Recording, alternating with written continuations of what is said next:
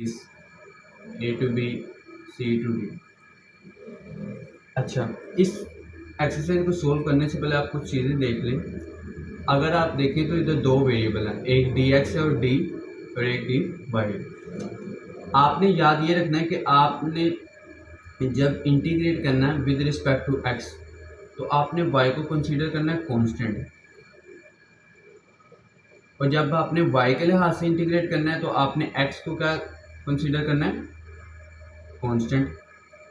मतलब इसका समझ लीजिए, आपके पास अगर कांस्टेंट आता है 2 डी एक्स के लिहाज से हो या डी वाई के लिहाज से, बात एक ही है, ठीक है ना।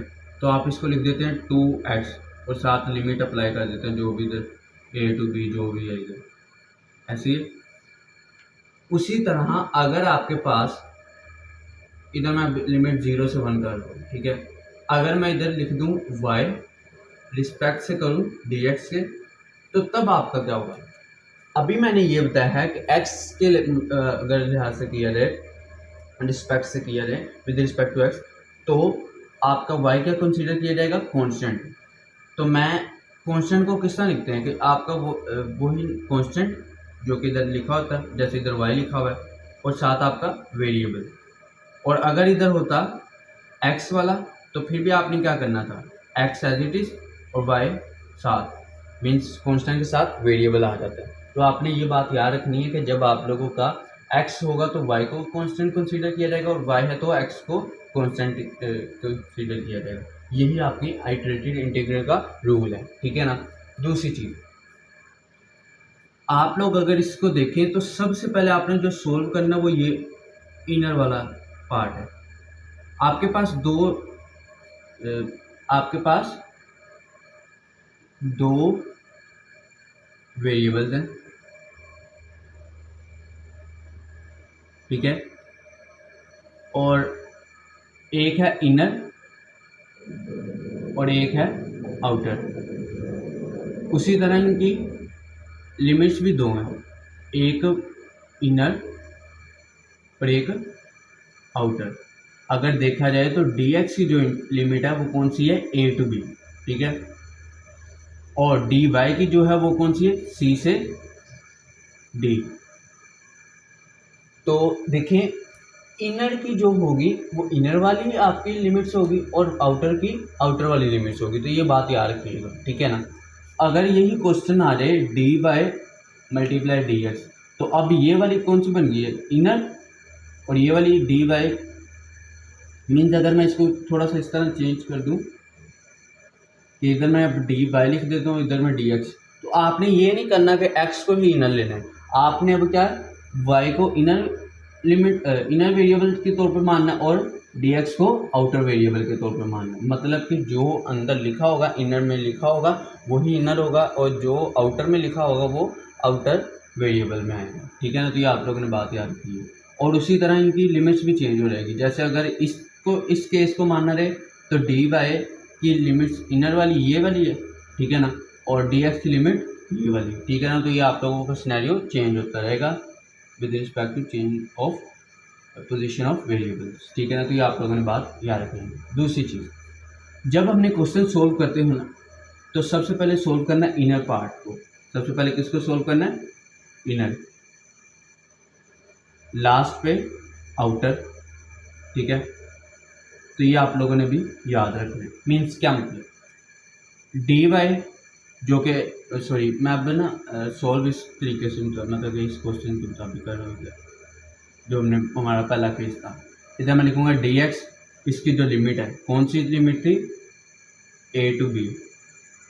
हमारी जो इधर इंटीग्रेंड लिखा होगा वही हमारा क्या है, इधर इसका इंटीग्रेंड है। इसका जो सोल्व करने के बाद जो इसका आंसर आएगा वो आंसर आपके आउटर का क्या बन जाएगा, इंटीग्रेंड बन जाएगा, ठीक है ना। तो आपने सबसे पहले इनर सोल्व करना है, इनर का जो आंसर आएगा वो आउटर का इंटीग्रेंड, और मतलब उसको यूज़ करते हुए फिर हम आंसर निकाल लेंगे। सो हम अब इसको सोल्व करते हैं इस क्वेश्चन को। सो फर्स्ट क्वेश्चन इज,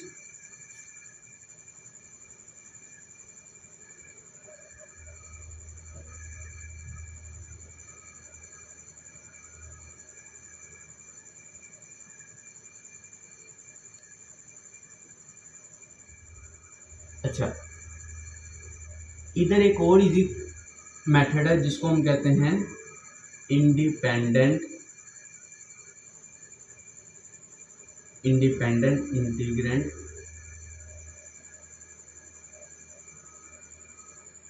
उस मेथड में आपकी दो रूल्स अप्लाई होने चाहिए।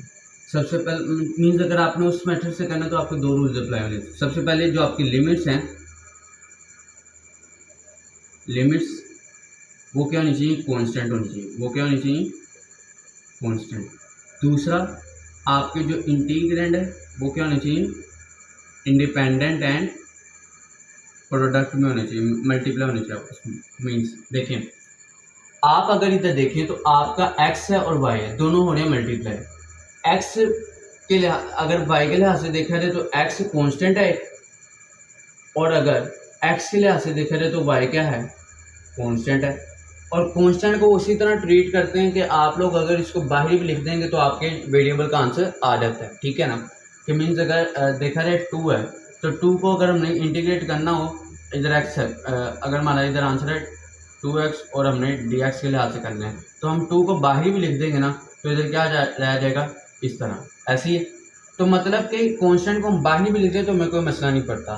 तो इधर भी इसी तरह है कि ना x पे डिपेंड dy पे डिपेंड कर रहा है x, और ना y डिपेंड कर रहा है ds पे। मतलब कि ये क्या है, इंडिपेंडेंट है।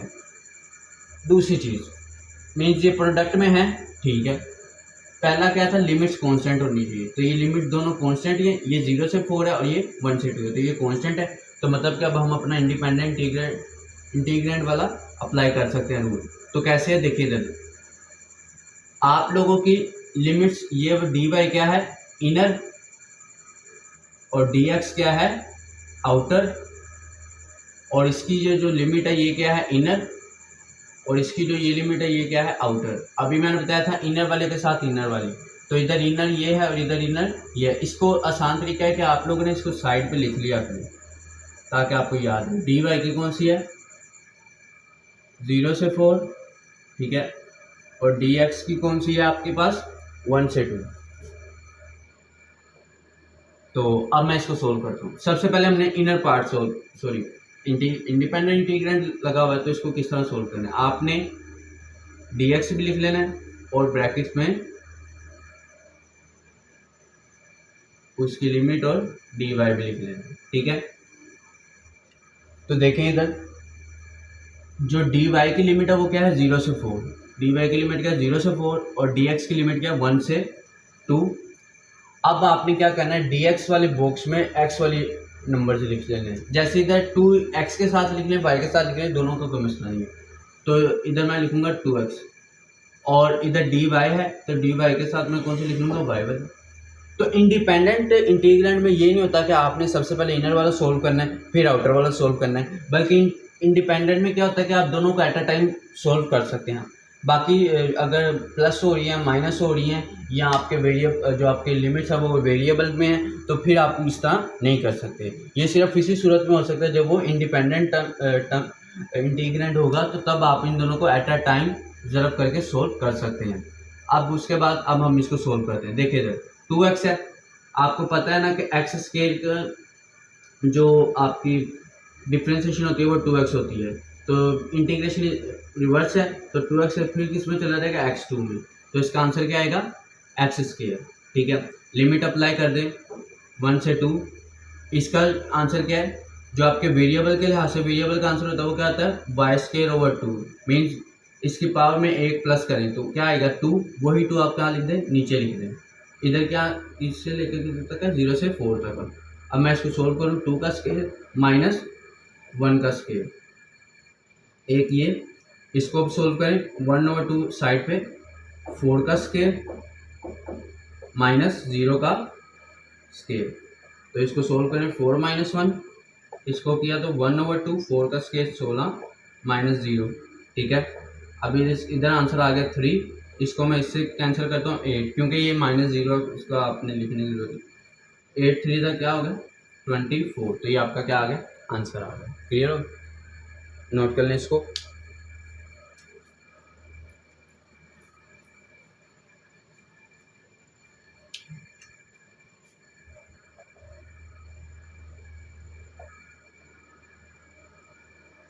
अब सेकंड क्वेश्चन की तरफ जाएं।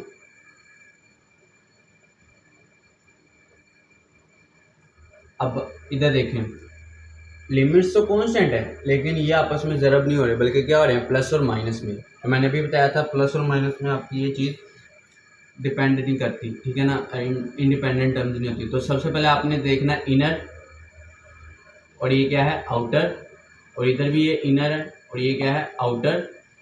तो इसको एक साइड पर लिखना है। डी वाई की कौन सी लिमिट है, -1 से 1, और डी एक्स की जो कौन सी लिमिट है, 0 से 2। तो देखें इधर सबसे पहले इनर वाला क्वेश्चन सोल्व करते हैं पार्ट। अब देखें, अब इसमें इंडिपेंडेंट का कॉन्सेप्ट नहीं है, तो जब इंडिपेंडेंट का कॉन्सेप्ट नहीं होगा तो आप अपने रूल के मुताबिक सबसे पहले आप इनर वाली टर्म को सोल्व करेंगे फिर आउटर वाली टर्म को सोल्व करेंगे। तो देखें इधर, अब मैं इसको सोल्व करता हूँ। इसी को उठा के इस तरह नीचे ले आना, -1 से 1, x माइनस वाई और डी वाई। अब इसको सोल्व करें।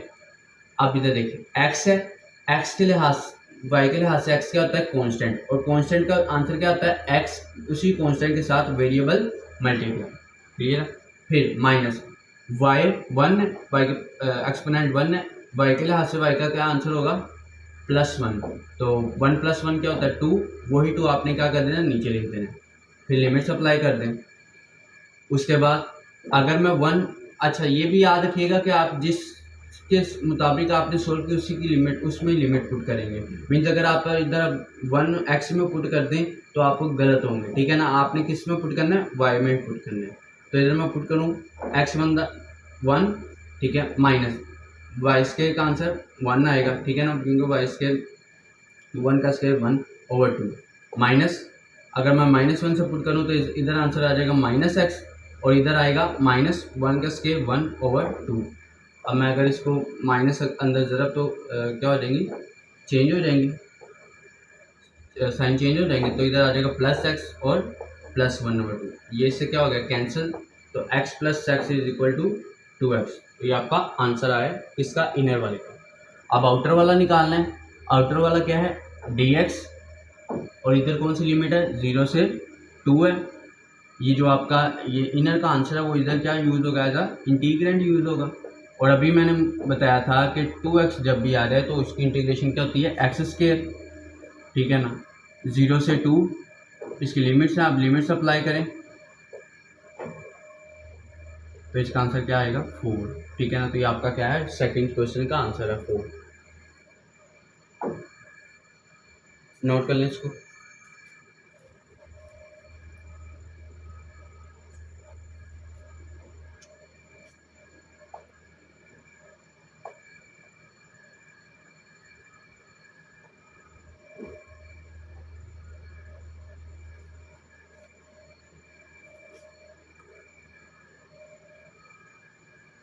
सो इसको अब हम थर्ड क्वेश्चन को करते हैं सोल्व। ये इनर है और ये आउटर है, तो ये भी इनर है और ये कौन सी है, आउटर लिमिट्स।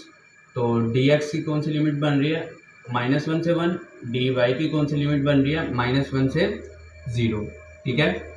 अब आपने क्या करना है, अब इसको सोल्व करें। इनर वाले पार्ट को सबसे पहले सोल्व करें। इनर वाला पार्ट क्या है, 1 -1 से 1 x + y + 1 dx, ठीक है। अब इसको सोल्व करें x के मुताबिक। तो देखें x के लिहाज से x है, x²/2, ठीक है, प्लस y एक कांस्टेंट है x के मुताबिक, तो इधर आ जाएगा yx प्लस, क्योंकि कांस्टेंट के साथ वेरिएबल मल्टीप्लाई। 1 है तो 1 के लिहाज से 1 देखें, 1 अगर x के लिहाज से तो इसका आंसर x है, 1 अगर y के लिहाज से तो इसका आंसर क्या है, y। तो इधर आ जाएगा x, ठीक है।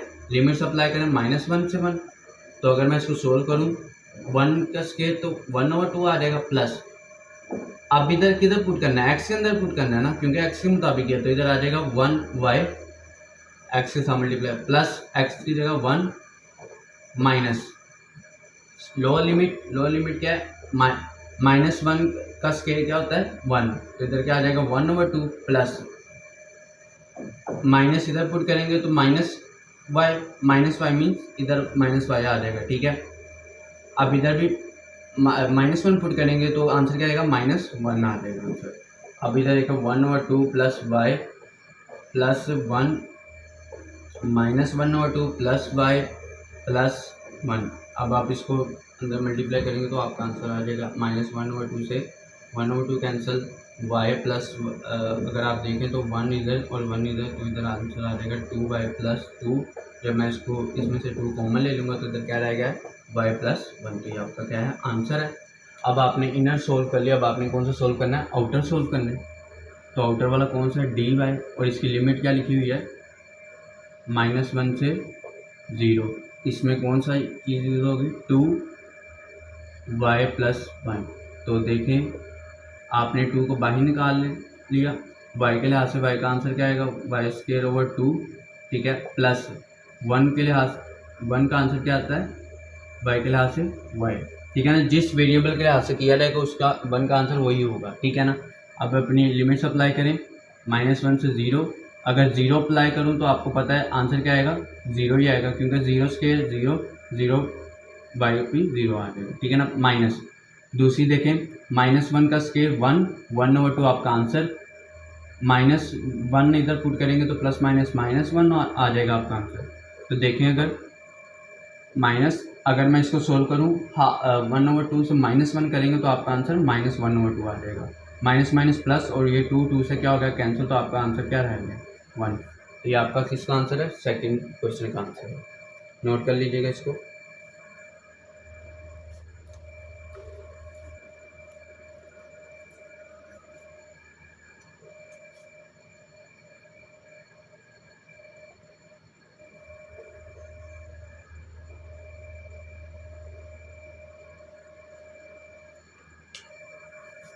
अच्छा, अब क्वेश्चन 4 की तरफ जा रहे हैं। अब आप खुद कोशिश करें कि आप खुद करने की कोशिश करें, वीडियो को पॉज करें और खुद करने की कोशिश करें, और अगर नहीं होता तो फिर देखें कि गलती आपकी कहाँ हो रही है, तो पहले खुद करने की कोशिश करें। ये इनर है।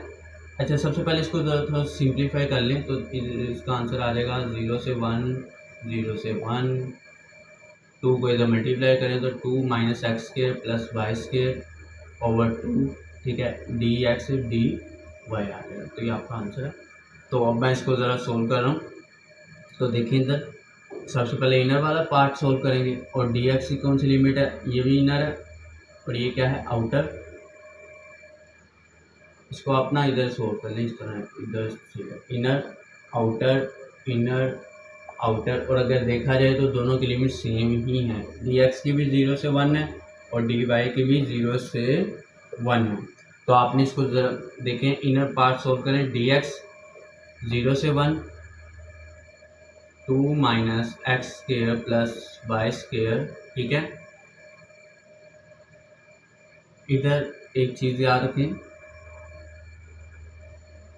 इधर ब्रैकेट्स लगाएं y, क्योंकि अब ये माइनस आपका इधर मल्टीप्लाई होगा। जब माइनस इधर मल्टीप्लाई होगा ना, देखिए पहले इस तरह था, अब ये माइनस इसके अंदर जाएगा, ठीक है ना। अब इसके अंदर जाने का मतलब ये है कि अब आपने इस माइनस को अंदर मल्टीप्लाई करना है, इस माइनस को अंदर क्या करना है, मल्टीप्लाई करना है, -x² और -y² अब आंसर आएगा।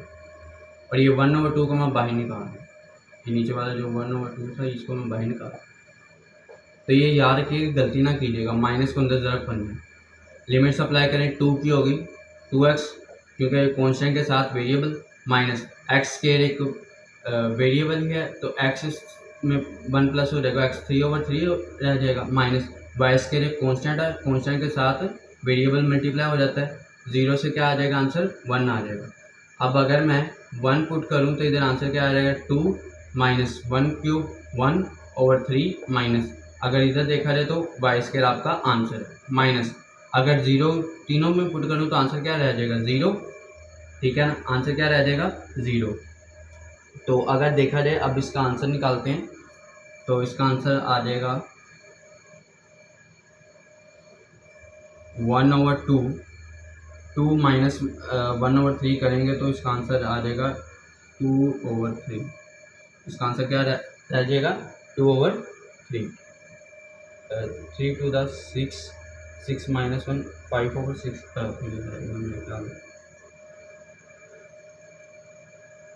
5/3 माइनस y²। तो ये आपका क्या रह गया आंसर, किसका आंसर है, आपकी इनर का। अब आउटर निकालते हैं। आउटर क्या है? आउटर आपकी dy है। लिमिट्स क्या है इसकी? 0 से 1 है। आपका आंसर क्या था? 1/2 5/3 माइनस वाई स्क्वायर। ठीक है, अब 1/2 को तो साइड पे कर दें, 0 से 1 इसको सोल्व करते हैं। 5/3 कॉन्स्टेंट है, कॉन्स्टेंट के साथ क्या हो जाता है? Variable multiply. Minus y square है तो इसको मैं लिख दूंगा y³/3। 0 से 1 आपकी लिमिट्स हैं, तो अगर देखा जाए इसको मैं 1 इधर पुट करूँ तो आंसर क्या आ जाएगा? 5/3 माइनस, अगर इधर पुट करूँ तो 1/3 रह जाएगा। माइनस इधर मतलब कि 0 ही आ जाएगा। ठीक है ना?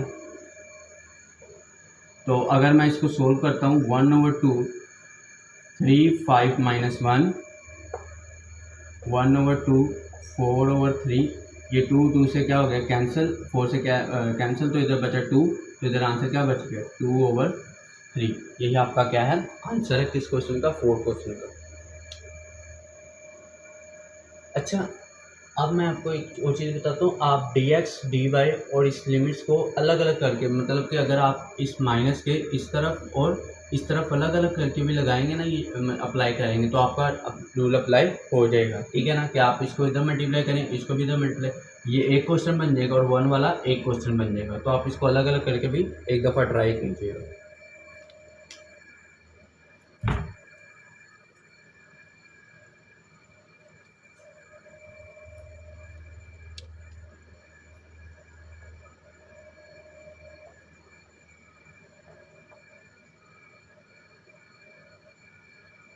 अब हम 5 क्वेश्चन की तरफ जा रहे हैं। पहले वीडियो पॉज करके खुद ही ट्राई करें। तो देखें इधर, इनर पार्ट dy का क्या है? ये इनर है, ये आउटर है, ये भी इनर है और ये क्या है? आउटर है। तो dy की कौन सी लिमिट है? 0 से 2, और dx की कौन सी लिमिट है? 0 से 3। ठीक है, तो इसको सोल्व करें अब। 0 से 2 4 minus y square multiply dy। तो देखें इधर, अगर मैं इसको सोल्व करूँ, 4 है, 4 का एक कांस्टेंट है, कांस्टेंट के साथ क्या हो जाता है? Variable multiply. तो इधर क्या आ जाएगा? 4y माइनस वाई स्क्वायर है तो इसका आएगा y²/3। लिमिट्स क्या अप्लाई होंगी? 0 से 2। ठीक है, अब इधर देखें, जब मैं 2 पुट करूँगा तो इधर आ जाएगा 4/2 माइनस 2³/3। एक ये माइनस 0 जब पुट करूँगा तो दोनों का आंसर क्या आ जाएगा? 0। 4×2 = 8 माइनस 2 का क्यूब क्या होता है? 8/3। जब मैं इन दोनों को इसको सोल्व करूँगा तो आपका आंसर रह जाएगा 3 8 24 माइनस 16/3। आपका आंसर क्या रह जाएगा? 16/3 रह जाएगा। ठीक है, देन अब आपने क्या करना है? इसी 16/3 को dx का क्या बनाना है? इंटीग्रेंड बनाना है। dx 0 से 3 16/3 आपका इंटीग्रेंड है। अगर मैं देखूँ तो एक कांस्टेंट है, कांस्टेंट के साथ वेरिएबल मल्टीप्लाई और लिमिट अप्लाई। लिमिट क्या है? 0 से 3 है आपकी लिमिट। ठीक है, अब क्या करें? लिमिट्स अप्लाई करें। इधर 3 माइनस इसके साथ 0 है तो चलिए लिख ही दें 0। तो ये 3 से कैंसिल, आंसर क्या बचा? 16, और इसका आंसर क्या है? 0। तो लिखने की ज़रूरत नहीं थी। आपका आंसर है 5 क्वेश्चन का। आप देख लें कि आपका जो आपने किया उसका भी आंसर यही आ रहा है। अगर नहीं आ रहा तो आप एक दफ़ा देख लें कि आपकी किस स्टेप में